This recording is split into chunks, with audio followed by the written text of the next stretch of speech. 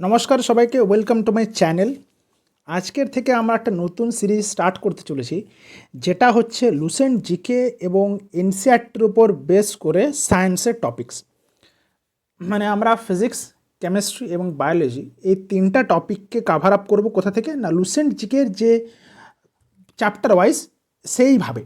এবং এখানে আমরা শুধুমাত্র যে লুসেন্টকে অন্ধের মতো ফলো করব তা নয়, এর মধ্যে আমরা কি করব যে লুসেন্ট জিকের যে যে জায়গাগুলোতে কনসেপ্টের গ্যাপ থাকবে, কারণ লুসেন্ট জিকে অনেকটা তো নোটের আকারে লেখা বই, তাহলে তার মাঝখানে মাঝখানে যেখানে যেখানে আমাদের কনসেপ্টের গ্যাপ থেকে থাকবে সেই সমস্ত জায়গাগুলোকে ফিল আপ করে এবং লুসেন্টটাকে সম্পূর্ণভাবে ব্যবহার করে আমরা এই লেকচার সিরিজটাকে কমপ্লিট করবো আস্তে আস্তে। ঠিক আছে, তাহলে আজকের আমাদের ক্লাস কি? আমাদের ক্লাস হচ্ছে বায়োলজির ক্লাস নম্বর 1, যেটা হচ্ছে কি ইন্ট্রোডাকশন টু বায়োলজি। ঠিক আছে, তাহলে চলো আর দেরি না করে আমরা আমাদের ক্লাসটা শুরু করি আজকে। প্রথমেই যদি আমরা এই বায়োলজি কথাটা বলি, বায়োলজি, তাহলে আমাদের মাথার মধ্যে প্রথমে কি আসে না, এই মাথার মধ্যে প্রথমেই যেটা আসে সেটা হচ্ছে যে বায়োলজি মানে যে এমন একটা সাবজেক্ট, যে সাবজেক্টটাতে আমরা কিসের নিয়ে আলোচনা করব না, সেখানে আমরা সজীব বস্তু নিয়ে আলোচনা করব, সজীব বস্তু নিয়ে আলোচনা করব, রাইট? তাহলে এই যে বায়োলজি শব্দটা, এটাকে যদি আমি ভাঙি তাহলে আমরা কি পাই না, দুটো শব্দ পাই, সেটা হচ্ছে কি বায়োস এবং প্লাস লোগোস। ঠিক, এরপর এই যে বায়োস, এই বায়োস কথার মানে কি? বায়োস কথার মানে হচ্ছে লিভিং, সজীব বা জীবন্ত। আর এই লোগোস কথার মানে কি? লোগোস কথার মানে হচ্ছে স্টাডি বা অধ্যয়ন। তাহলে আমরা বায়োলজি টার্মটা থেকে আমরা কি পাবো না, বায়োলজি টার্মটা পাবো the study of living beings বা স্টাডি অফ লিভিং ওয়ার্ল্ড, এটাকে বলা হচ্ছে বায়োলজি। তাহলে বায়োলজি কি বলবো? Study of living world. এবার যদি আমাদেরকে মোটা মোটা তরফে যদি ভাগ করতে হয়, তাহলে আমরা বায়োলজিকে কি করব, দুই ভাগে ভাগ করতে পারি। এর আগে একটা কথা বলে নিই, দুই ভাগে ভাগ করার আগে যদি বলে যে জিজ্ঞাসা করে যে ফাদার অফ বায়োলজি কি, তিনি হচ্ছেন ফাদার অফ বায়োলজি বা বায়োলজির জনক, জীববিজ্ঞানের জনককে, সেটা হবে অ্যারিস্টটল। অ্যারিস্টটল হচ্ছে আমাদের ফাদার অফ বায়োলজি, রাইট? এবার যেটা বলছিলাম, এই যে বায়োলজি, এর যে প্রধান মেন ব্রাঞ্চ কী কী না, দুটো। বায়োলজির মেন ব্রাঞ্চ কী কী? একটা হচ্ছে তোমার জুলজি আর একটা তোমার হচ্ছে বোটানি। বোটালি নয়, বোটানি। জুলজি আর একটা হচ্ছে বোটানি। জুলজি কথার অর্থ কি? জুলজি হচ্ছে এটা প্রাণীবিদ্যা, প্রাণীবিদ্যা, আর বোটানি হচ্ছে উদ্ভিদবিদ্যা। মানে যেখানে আমরা সমস্ত প্রাণীদের নিয়ে আলোচনা করি সেটাকে বলবো জুলজি বা প্রাণীবিদ্যা, আর যেখানে আমরা উদ্ভিদদের সম্পর্কে আলোচনা করি সেটাকে বলবো বটানি বা উদ্ভিদবিদ্যা। এবার ফাদার অফ বোটানিকে, ফাদার অফ বোটানি হচ্ছেন থিওফ্রাস্টাস।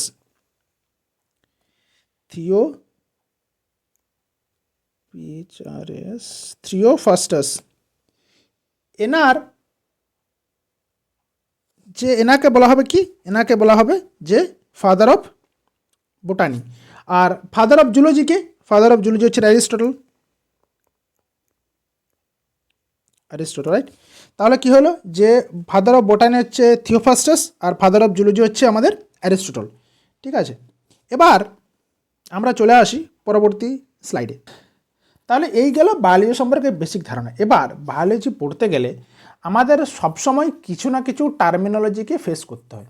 ঠিক আছে, তাহলে আমরা যদি সেই সমস্ত টার্মিনোলজিগুলোকে একবারে এক জায়গাতে প্রথমেই পড়ে নিই, তাহলে কী হয়, পরবর্তীকালে আমাদের যে পরবর্তীকালে যে সমস্ত প্রবলেমগুলো ফেস করা, মানে পরবর্তীকালে যে প্রবলেমগুলো ফেস করব আমরা, সেটা হয়তো অনেক সহজ হয়ে যায়। ঠিক আছে, তাহলে সেই টার্মিনোলজিগুলো সম্পর্কে আমরা প্রথমে একটু বেসিক আন্ডারস্ট্যান্ডিং, এক লাইনে ওয়ান লাইনের ইনফরমেশনে জেনে নিই। প্রথমে কি বলছে? সাইটোলজি। সাইটোলজি কি? সাইটোলজি স্টাডি অফ সেল বা কোষ সংক্রান্ত বিজ্ঞানকে বলা হচ্ছে সাইটোলজি। অ্যানাটমি কি? অ্যানাটমি হচ্ছে study of internal structure of organism, জীবের আভ্যন্তরীণ গঠন সংক্রান্ত আলোচনা। যেখানে এই যে আমরা যেরকম ছোটোবেলায় কেউ ব্যাঙের পড়েছি ব্যবচ্ছেদ, তাহলে ওই যে ব্যাঙের ব্যবচ্ছেদ, ওখানে কী হয়, ব্যাঙের ভেতরে কোথায় পাকস্থলী আছে, কোথায় ফুসফুস আছে, সেই সমস্তগুলোকে বর্ণনা করা হয়, তাহলে সেটা হচ্ছে অ্যানাটমি। ঠিক আছে। মরফোলজি কি? মরফোলজি যে study of external structure of organism, মানে আমরা যে উদ্ভিদটাকে যে বা প্রাণীটাকে যাকে দেখছি সে বাইরে দেখতে কেমন। যেমন একটা মানুষ এসে দু পায়ে দাঁড়াবে, তার দুটো হাত থাকবে, দুটো নাক থাকবে, দুটো কান থাকবে, তাহলে এই যে মানুষকে বাহ্যিক দিক থেকে চেনার যে একটা প্রক্রিয়া, সেটা আমরা কোন মানে বায়োলজির কোন শাখায় বা বায়োলজির কোন পার্টে পড়ি, সেটা হচ্ছে মরফোলজি। ফিজিওলজি কি? Study of function of various systems of organisms, মানে ধরো এই যে আমাদের সিস্টেমস অফ অর্গানিজম বা জীবের বিভিন্ন অঙ্গতন্ত্রের কার্যকারিতা সংক্রান্ত আলোচনা। এখানে কি এই যে আমাদের মানব শরীরে যদি কথা বলি, প্রথমে হচ্ছে ব্রেনের সাথে নার্ভাস সিস্টেম জড়িত, তারা কীভাবে কাজ করে, বা আমাদের এই যে আমরা খাবার খাওয়ার পরে কীভাবে পাচন হয় এবং সেখান থেকে মানে শেষমেশ বহিষ্করণ হয় এবং আত্তীকরণ হয় আমাদের শরীরের মধ্যে, আমরা কীভাবে পুষ্টি পদার্থ পাই, এগুলো কোনো না কোনো বিশেষ অঙ্গের কাজ। তাহলে যখন আমরা ওই অঙ্গগুলো সম্পর্কে বা অঙ্গের বা তন্ত্রের মধ্যে থাকা অঙ্গেরগুলোর সম্পর্কে যখন আমরা পড়ি, তখন সেটা হচ্ছে ফিজিওলজি। ট্যাক্সোনমি কি? ট্যাক্সোনমি হচ্ছে study of classification, nomenclature and identification, জীবের নামকরণ, শনাক্তকরণ ও শ্রেণীবিন্যাসবিদ্যা। যেমন ধরো এটাকে বলতে কীরকম, যে আমি একটা গাছ দেখলাম, যে কোনো গাছ ধরলাম হচ্ছে আম, এবার আম গাছের নির্দিষ্ট কিছু বৈশিষ্ট্য থাকবে, তাহলে সেই আম গাছের বৈশিষ্ট্যগুলোকে লিপিবদ্ধ করে তাকে আম গাছের নামকরণ করলাম। আমি তো বলছি আম গাছ, কেউ বলছে ম্যাঙ্গো ট্রি, এবার ইতালি গিয়ে দেখবো আরও অন্য নাম, তাহলে এই সমস্ত বিজ্ঞানীদের মধ্যে কনফিউশন ক্রিয়েট হবে। তাহলে সেই জায়গাতে কী করছেন বিজ্ঞানীরা, না এমন একটা নাম দাও যে নামটা কি হবে সবার জন্য অ্যাকসেপ্টেবল, মানে বিজ্ঞানের সবার জন্য অ্যাকসেপ্টেবল হবে, এবং সেই অনুযায়ী তাকে আমরা চিনব, ওই গাছটাকে বা ওই প্রাণীটাকে ওই নাম। তো সেটা হচ্ছে ট্যাক্সোনমি। এবং বিজ্ঞানের আমরা কোন শাখায় এই ধরনের পড়ি, না সেটা হচ্ছে ট্যাক্সোনমি শাখাতে পড়ি। ঠিক আছে। এবার ডার্মাটোলজি হচ্ছে স্টাডি অফ স্কিন বা আমাদের ত্বক বা চামড়া সংক্রান্ত আলোচনা। Haematology study of blood in health and disease, রক্ত এবং রক্তজনিত রোগ সংক্রান্ত বিজ্ঞান, মানে আমাদের এই যে রক্ত কার মধ্যে হিমোগ্লোবিন কম আছে, কার মধ্যে কমপ্লিট ব্লাড কাউন্ট কম আছে না বেশি আছে, এই যে কতগুলো মানে যে আমাদের রক্তকণিকা কতগুলো আছে না আছে ইত্যাদি ব্যাপার স্যাপারগুলো, বা ব্লাডের সংক্রান্ত যত যা অসুখ হয় এবং ব্লাডের সংক্রান্ত যত সমস্ত বিদ্যা, সেটাকে বলা হচ্ছে হেমাটোলজি। হেপাটোলজি কি? Study of structure, function and diseases of the liver, যকৃৎ এর রোগ সংক্রান্ত চিকিৎসা বিজ্ঞান। যকৃতে কারোর লিভার সিরোসিস, মানে কারো বলা ভুল হয়ে গেলো হয়তো, মানে ধরো যকৃতের বিভিন্ন রোগ, যেমন লিভার সিরোসিস হোক, ফ্যাটি লিভার হোক, এই সমস্ত যে রোগগুলো, সেই সমস্ত রোগগুলো কী করবো আমরা কোন শাখাতে আলোচনা করি, সেটা হচ্ছে হেপাটোলজি। ইমিউনোলজি কি? Study of immune system or resistance of body or two disease, রোগ প্রতিরোধ ক্ষমতা বা অনাক্রমতা সংক্রান্ত বিদ্যা। যে এই যে ধরো আমরা যে ভ্যাকসিন নিই, এগুলো কেন নিই? যাতে আমাদের রোগ প্রতিরোধ ক্ষমতা বৃদ্ধি পায়। তাহলে এই যে এটা কোথা থেকে জানবো আমরা, বা আমাদের শরীরে যে অ্যান্টিজেন অ্যান্টিবডির যে ফাংশন বা সেটা যেভাবে তৈরি হচ্ছে, সেটা আমরা কোথা থেকে জানতে পারি, না সেটা হচ্ছে ইমিউনোলজি শাখা থেকে। নিউরোলজি কি? স্টাডি অফ নার্ভাস সিস্টেম, আমাদের ব্রেন থেকে যে এত স্নায়ু বেরিয়ে আছে, জালেকার পুরো শরীরে জুড়ে যে স্নায়ু বেরিয়ে আছে, সেই স্নায়ুসূত্র এবং মস্তিষ্কের সাথে প্রত্যেকটা অঙ্গের যে একটা কানেকশন, সেই কানেকশন সম্পর্কে আমরা কোথায় পড়ি, সেটা হচ্ছে নিউরোলজি, স্নায়ুতন্ত্র সংক্রান্ত গবেষণা। নেফ্রোলজি কোনটা? স্টাডি অফ কিডনি, বৃক্ক বা কিডনি সংক্রান্ত আলোচনা, যেখানে আমাদের কিডনি আলোচনা হয়। Odontology study of teeth and gum, দাঁত এবং মাড়ি সংক্রান্ত গবেষণা কি, সেটা হচ্ছে odontology. Odontology study of teeth and gum, এটা আরেকবার দেখা গেছে। Osteology study of structure and function of skeleton, কঙ্কালতন্ত্র এবং ঘাড়ের গঠন সংক্রান্ত আলোচনা, যেখানে আমরা আমাদের হিউম্যানের যে কঙ্কাল আছে সেই সম্পর্কে আমার হাড়ের কোথাও কোনো ফ্র্যাকচার হয়েছে কিনা বা সেগুলো কোথা থেকে পড়ি, না সেটা হচ্ছে অস্টিওলজি। অঙ্কোলজি কি? Study of cancer and tumour, cancer এবং টিউমারের স্টাডি হচ্ছে, ক্যান্সার এবং টিউমার সংক্রান্ত আলোচনা কি, সেটা হচ্ছে অঙ্কোলজি। অপথ্যালমোলজি হচ্ছে study of medical conditions related to I, চোখ এবং চক্ষু সংক্রান্ত চিকিৎসা বিজ্ঞান। আমাদের চোখে কারো ছানি পড়ে বা কেউ ধরো ঝাপসা দেখে, তাহলে সেক্ষেত্রে কেউ চালসে হয়ে যায়, তাহলে সে সমস্ত ক্ষেত্রে আমরা কার কাছে যার কাছে যাই, তিনি হচ্ছেন অপথ্যালমোলজিস্ট বা চক্ষু চিকিৎসক। এরপর হচ্ছে অর্থোপেডিক্স, এটা কি? Diagnosis and repair of skeletal system, bones and joints, কঙ্কালতন্ত্র, হাড় এবং জোড় সংক্রান্ত চিকিৎসা বিজ্ঞান, সেটা কোথায়? অর্থোপেডিক্স।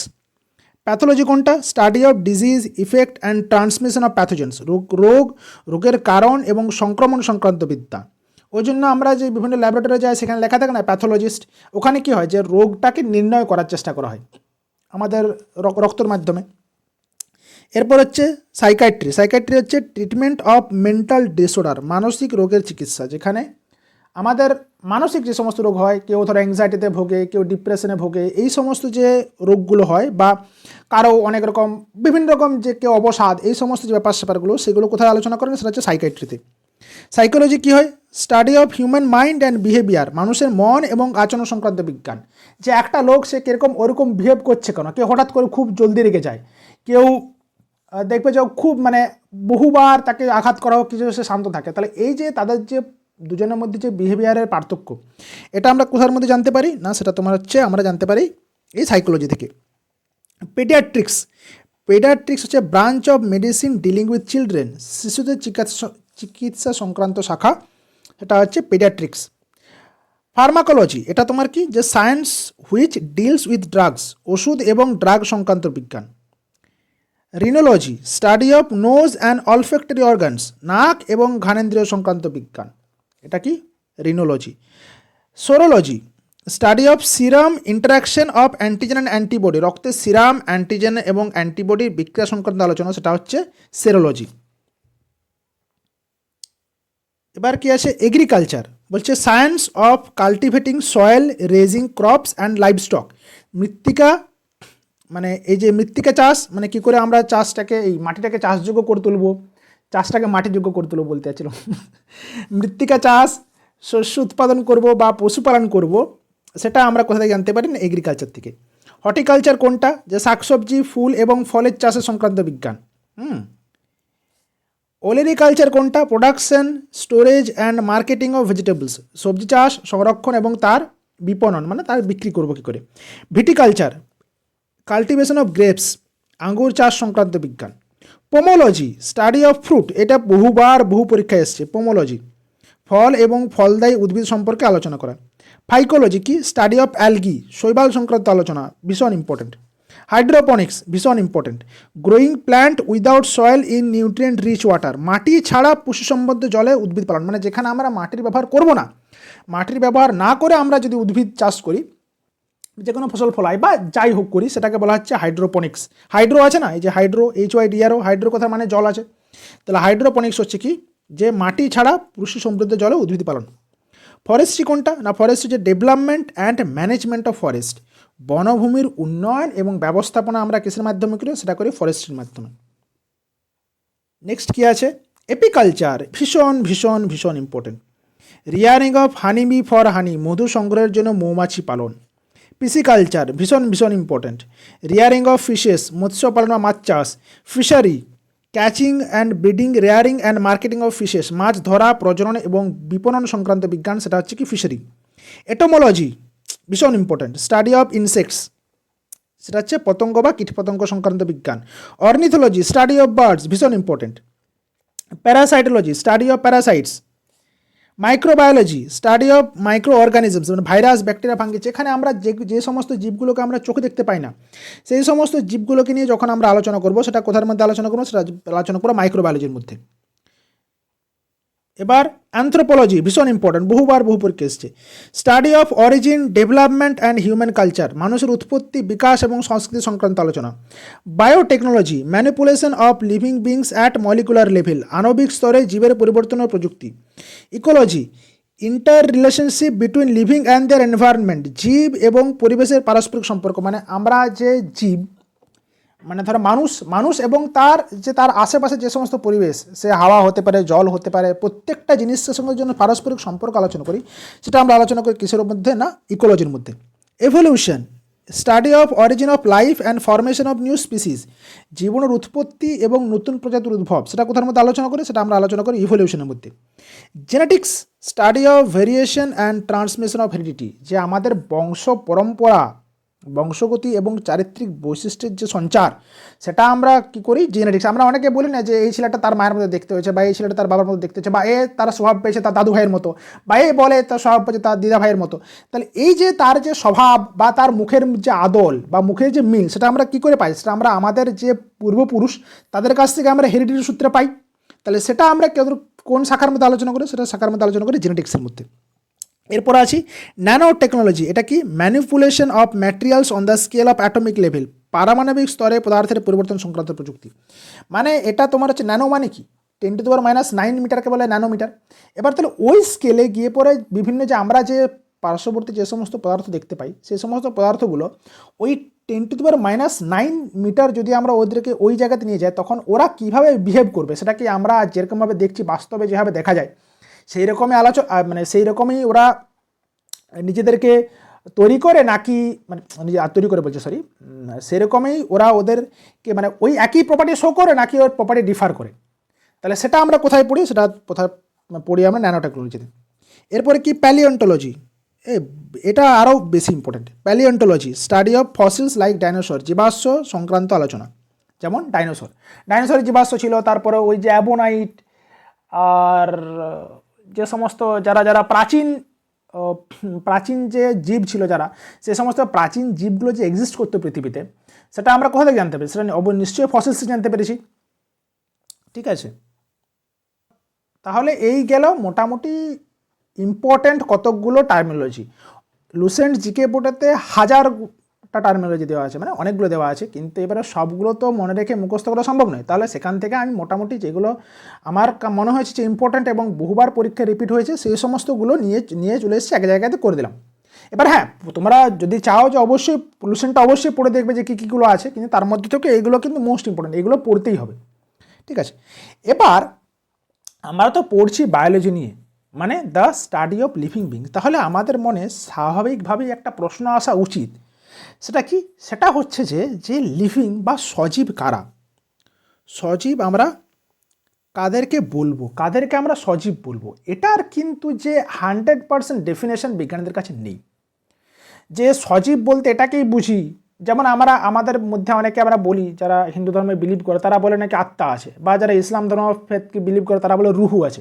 তাহলে এই যে আত্মা বা রুহু, এরা থাকা মানে সেটা জীব, বা এটা নেই মানে সেটা নয়, তা সে জীব নয়।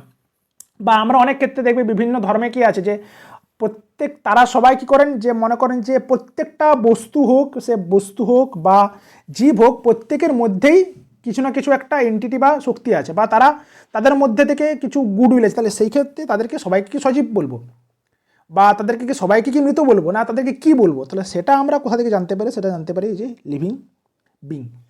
এবার এরপরে তাহলে লিভিং, তাহলে ডেফিনেশন কি? ডেফিনেশন সে অর্থে কিছু নেই, কিন্তু আমরা কিছু সার্টেন ক্যারেক্টারিস্টিক্স দেখেছি বা বৈশিষ্ট্য দেখেছি, যেটা আমরা কি বলবো, একটা লিভিং বস্তুকে একটা নন লিভিং বস্তু, মানে একটা সজীব বস্তুকে একটা জড় বস্তুর মধ্যে পার্থক্য করে দেয়।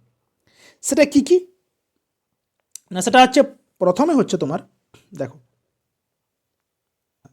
সেটা যাবার আগে একটা প্রথম জিনিস বলে দিই। তা প্রথম হচ্ছে ডেফিনেশন অফ লিভিং। সেটা কি? The word living can not be strictly defined, it is understood through characteristics. বললাম যেটা, যে জীবনকে আমরা কিন্তু সংজ্ঞায়িত করতে পারছি না, আমরা একে কোনো সংজ্ঞা দিতে পারছি না, কিন্তু কিছু কিছু সার্টেন বৈশিষ্ট্য আছে, যে বৈশিষ্ট্যগুলো দেখে আমরা বলবো যে এই বস্তুটার মধ্যে জীবন আছে, বা এই যে সামনে যে রাখা আছে সেটার মধ্যে জীবন আছে, বা এর মধ্যে জীবন নেই। ঠিক আছে, এবার আমাদের বলতে পারে যে এই যে আমাদের যে আমরা যে করছি, যে আমরা যে শক্তি পাচ্ছি, সে শক্তিটা কোথা থেকে পাচ্ছি? না, আমাদের শক্তিটা পাচ্ছি যে living organisms mostly use solar energy. আমরা শক্তিটা পাই সূর্য থেকে। সূর্য থেকে আমরা যে পরিমাণ শক্তিটা পাই, সেটা আমরা কোথাও না কোথাও গিয়ে পরে কাজে লাগাই। ঠিক, এবার ডিস্টিংশন, যে living beings are distinguish from non living being by specific biological process. বিশেষ জৈবিক প্রক্রিয়ার মাধ্যমে সজীব এবং নির্জীব বস্তুর মধ্যে পার্থক্য করা হয়। এটাই হচ্ছে আসল কথা, যে আমরা ঠিক আছে, আমি মানলাম যে আমি সজীব বস্তুর ডেফিনেশন দিতে পারছি না, কিন্তু এটা তো আমি বলতে পারবো যে এই বস্তুটা সজীব এবং এই বস্তুটা মৃত, বা এটা নির্জীব কীভাবে, বা জড় কীভাবে, না সেটা কতকগুলো আমার বৈশিষ্ট্যের মাধ্যমে দেখবো। কী কী বৈশিষ্ট্য দেখিনি? দেখো, প্রথম বৈশিষ্ট্য হচ্ছে গ্রোথ। কী করবে? Increase in number of cells or total mass. কোষের সংখ্যা বৃদ্ধি বা ভরের বৃদ্ধিকে বলা হয় গ্রোথ। কীরকম? যে দেখো, increase in the number of cells or total mass, ভরের বৃদ্ধি, এটা হচ্ছে গ্রোথ হচ্ছে এটার, মানে ভেতর থেকে যে গ্রোথ হয়, ইন্টারনাল গ্রোথ, যেটা হচ্ছে increase in number of cell, কোষের মধ্যে বৃদ্ধি। তাহলে তো একটা হঠাৎ করে মনে প্রশ্ন হতে পারে যে ধরো একটা জায়গাতে আমি বালির স্তূপ রেখেছি, তাহলে আবার আমি কিছু বালি এনে পরে ওখানে জড়ো করলাম, তাহলে সেটা তো বালিটার যে স্তূপটা তার ওজন বৃদ্ধি হয়ে গেল, তাহলে সেটা কিন্তু গ্রোথ হবে না, সেটা গ্রোথ হবে না। একমাত্র মানে growth is not the only criteria. আরও কী কী ক্রাইটেরিয়া আছে? প্রথম হচ্ছে রিপ্রোডাকশন, সেকেন্ড হচ্ছে reproduction, living organisms produce young ones of their own kind. কী করছে না, সজীব বস্তু নিজের মতো দেখতে অপত্য বা সন্তান উৎপাদন করে, যেটা আমাদের বালির ক্ষেত্রে হবে না। আচ্ছা হ্যাঁ, তাহলে বলতে পারি যে একটা বালিকে আমি ভেঙে দিলাম, সে বালি দুটুকরো হয়ে গেল, তাহলে তারও তো সন্তান হয়ে গেল, কিন্তু না, আরও আছে ক্রাইটেরিয়া। মেটাবলিজম, কী কী? All chemical reactions occurring inside living cell, সজীব কোষের ভেতরে ঘটে চলা সমস্ত রাসায়নিক বিক্রিয়াকে মেটাবলিজম বলে বা বিপাক বলে।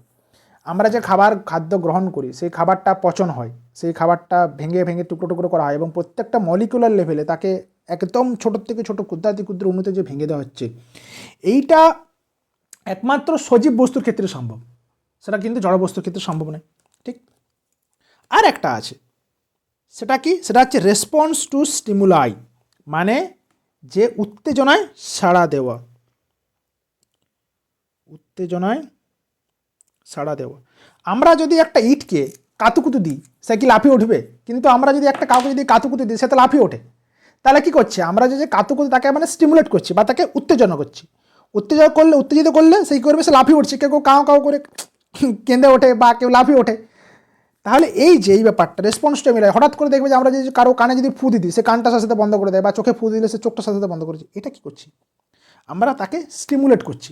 এরপর এই যে স্টিমুলেশনটা সে কী করছে? তাকে রেসপন্স করছে। তার সবচেয়ে বেস্ট এক্সাম্পল উদ্ভিদ জগতে কী হয় না, লজ্জাপতি গাছের পাতা। লজ্জাপতি গাছের পাতাকে যখন আমরা ছুঁয়ে দিই, তখন কি তার পাতাটা মুড়ে যায়।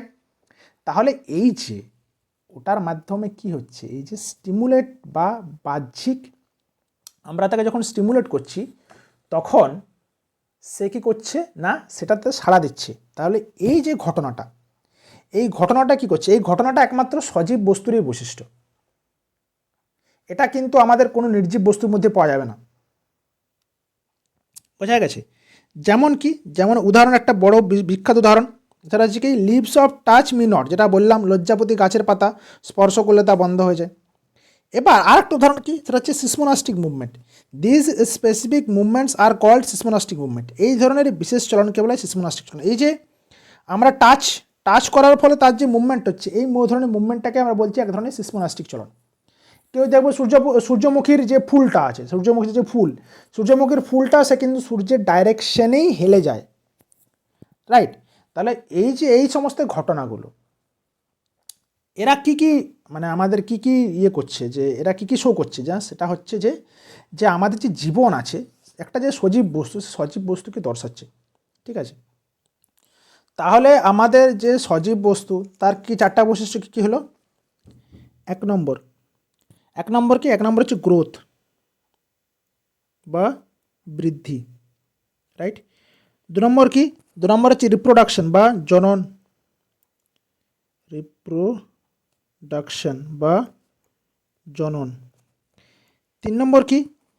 তিন নম্বর হচ্ছে মেটাবলিজম বা বিপাক। আর একটা কি হলো? চার নম্বর হলো রেসপন্ড টু স্টিমুলাই বা উত্তেজনায় সাড়া দেওয়া।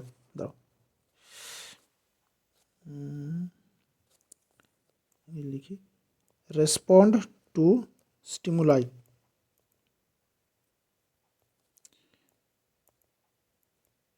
উত্তেজনায় সাড়া দেওয়া। তাহলে এরা কি হলো? এরা হচ্ছে সজীব বস্তুর ধর্ম, সজীবের ধর্ম।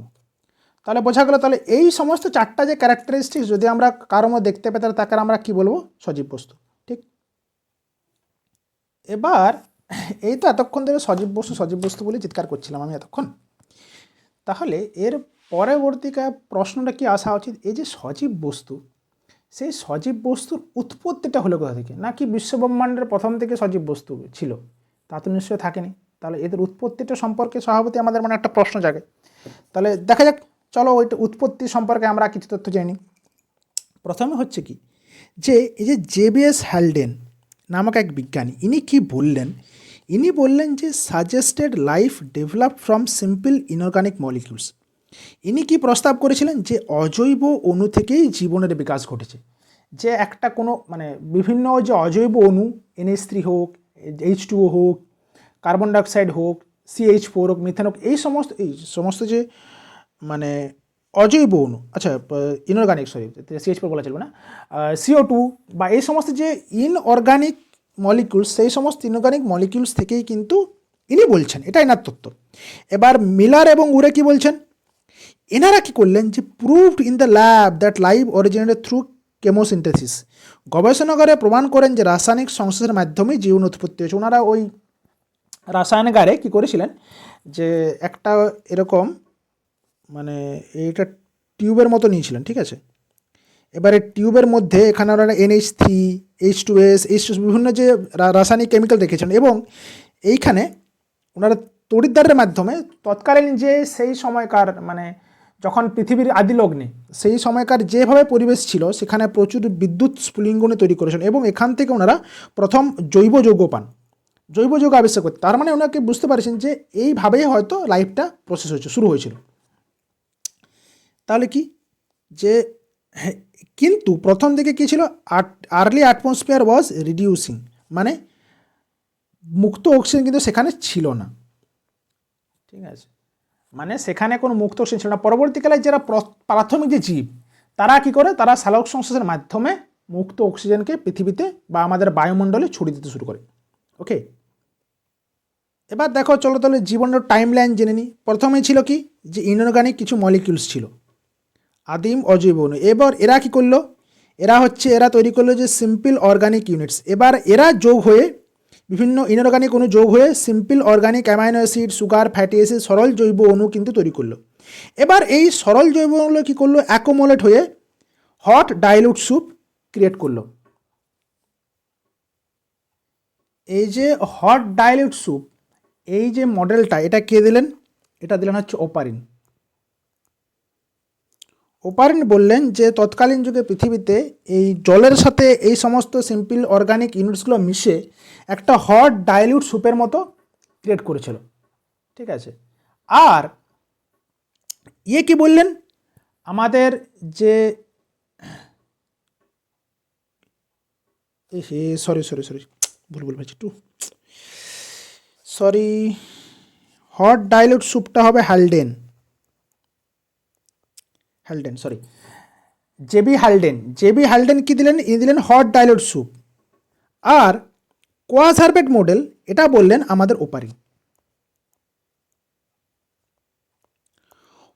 বললেন কোয়াজারবেট মডেল, আর হ্যালডেন বললেন হট ডাইলিউট স্যুপ।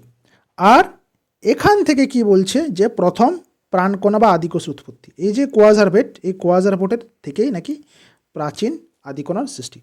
তাহলে এই গেল, তাহলে প্রথমে ছিল ইনঅর্গানিক মলিকুলস, সেখান থেকে হলো সিম্পল অর্গানিক মলিকুলস। এবার তারা কী করলো, এই যে জলের মধ্যে ভেসে বেড়াতে শুরু করলো, তাহলে সেটা কী হলো, হট ডাইলুট স্যুপ। এবং এটা একজন দিলেন, এটা দিলেন হ্যান্ডেল আর হ্যালডেন। আর ওপারেন কি বলছেন, ওপারেন বলছেন যে একটা কোয়াজারবেট নামক একটা আদি কণা ছিল, সেই কোলয়েড জাতীয় কণার থেকে আমাদের সৃষ্টি হচ্ছে এই লাইফ, জীবনের প্রথম যে কোষটা বা ফার্স্ট সেলটা নাকি ওখান থেকে আবিষ্কার হয়েছে। তাহলে আজকে আমরা কী পড়লাম, না সেটা হচ্ছে প্রথমে বায়োলজি সম্পর্কে বেসিক একটা তথ্য জানলাম, আর কি জানলাম, বায়োলজির বিভিন্ন শাখা সম্পর্কে জানলাম, রাইট। আর কি জানলাম, বিভিন্ন ইম্পর্ট্যান্ট টার্মিনোলজি সম্পর্কে পড়লাম,